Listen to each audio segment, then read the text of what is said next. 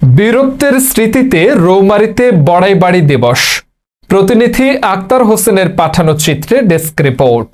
কুড়িগ্রামের রৌমারীতে যথাযোগ্য মর্যাদায় পালিত হল ঐতিহাসিক বড়াইবাড়ি দিবস। 2001 সালের এই দিনে বিএসএফ এর আগ্রাসন রুখে দিতে বিডিআর ও স্থানীয়দের বীরত্বের স্মৃতি স্মরণ করে শ্রদ্ধা জানায় সর্বস্তরের মানুষ। শনিবার সকালে বড়াইবাড়ি সীমান্তে পুষ্পস্তবক অর্পণ করেন কুড়িগ্রাম জেলা পরিষদ প্রশাসক ও জেলা বিএনপির সদস্য সচিব আলহাজ সুহেল হোসনাইন কায়কোবাদ। সাবেক সংসদ সদস্য রুহুল আমিনের সভাপতিত্বে সভায় বক্তারা বড়াইবাড়ির অসীম সাহসিকতার ইতিহাস তুলে ধরেন।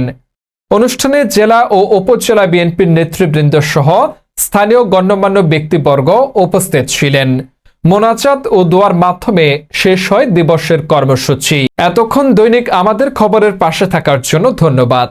পরবর্তী খবর দেখতে চোখ রাখুন দৈনিক আমাদের খবরের ইউটিউব চ্যানেলে।